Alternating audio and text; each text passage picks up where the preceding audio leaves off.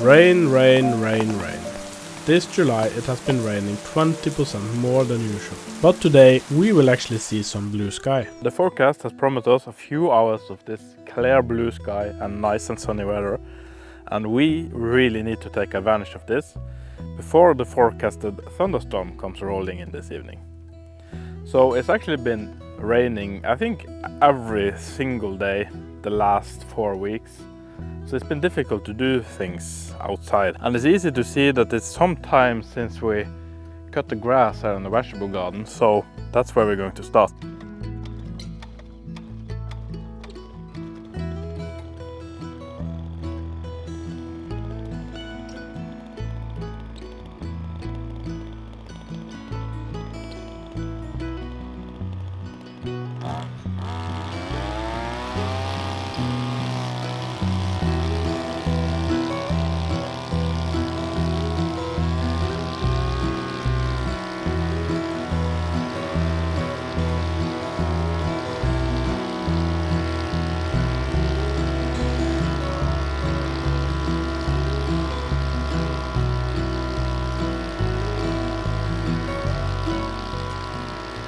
So this is a lot better. It's a lot easier to walk here right now. And so if you are wondering if it really rains that much here or if I'm just complaining, then take a look at this. It's growing mushrooms here in the middle of the summer. That means that it's been raining a lot. Everything that is alive is completely dependent on water. Without the life-giving rain, our farm would be inhabitable. But sometimes it can be too much. Ariel really loves the bell peppers. So this is something I'm really excited about. Take a look at this. Our own grapes.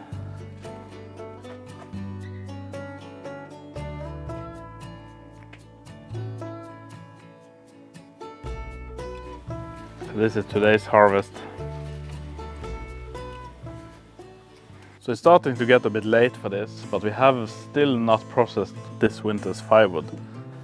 And that's mainly because it's been raining a lot, and I would need at least 2 days where I know that it would not rain before I start this. Also, we have a lot more out in the forest. So we would need to collect that, cut everything up, split it and stack it, and that's quite a job. When it rains as much as it has this month, it greatly impacts the amount of outdoor projects we are able to realize, and we end up getting behind on our plans. So it's time to move the chicken tractor, and that actually turned out to be a 2-person job. And the reason for that is not that this house is so heavy, because it's actually surprisingly light to drag. You only need 1 person. The problem is that the chickens want to run away from me if I'm doing this by myself, and so they are gathering back in the house. That means that when I'm dragging it, I'm actually running over them. That means that we need to be one inside to herd them towards me and the other one to drag the house. So I've attached some hooks to the rope so that I can drag it more than one way. So I can just swap this with different points. And so that means that I can drag it in more than one direction.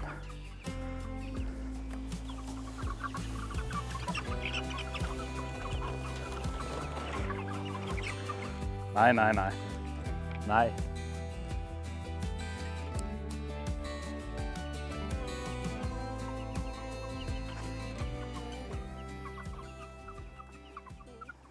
So these type of chickens grow really fast. But this is not the standard kind of factory bird. This is a type called Faverolles. And so you can see they are looking a lot more healthy.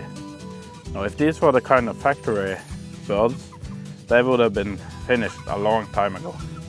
But they will also be without feathers. These are a lot healthier, but they still grow fast. And you can see that in comparison to these small ones behind her, these are the egg layers that they hatched. They're growing a lot slower.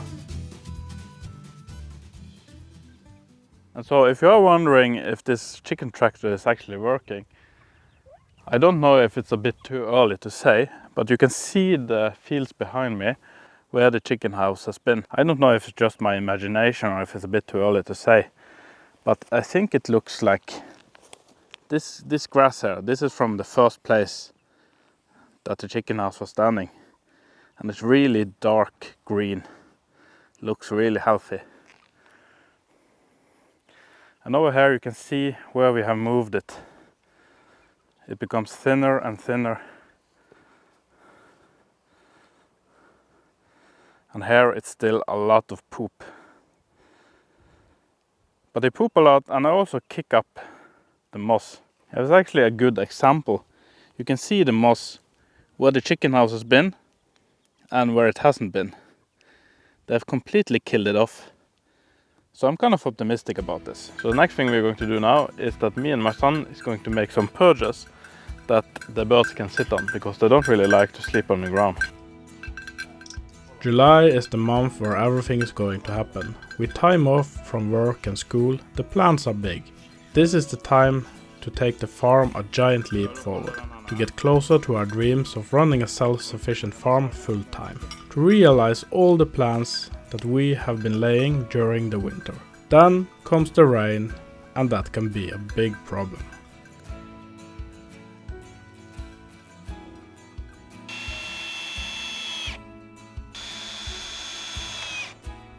So we better move the water. So my plan was actually to make 2 of these, 1 on each side. But we also need some room to keep the food and water, because we can't place it underneath the perches or they will just shit straight into it, and of course we don't want that.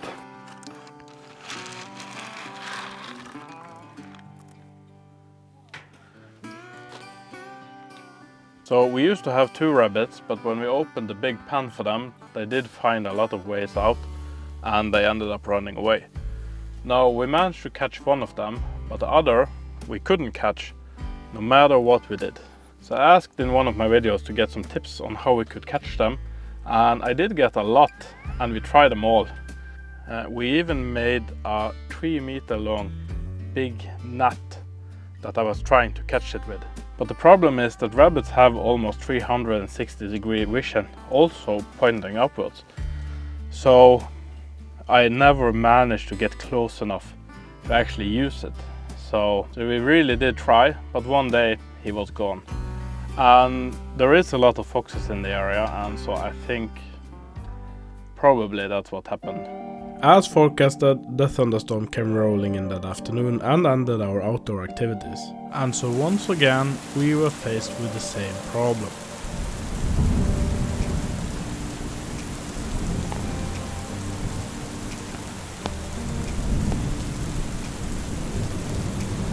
Like the coin has more than one side, so does most problems. On the other side of a problem, there is often an opportunity. The weather have forced us to prioritize indoor activities this summer, and so we have given our kitchen so much needed attention.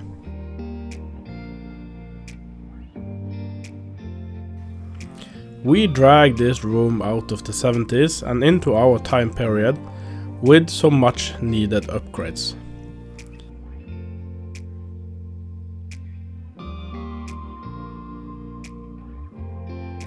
Thank you so much for watching, and we will be seeing you on the next video. Bye for now.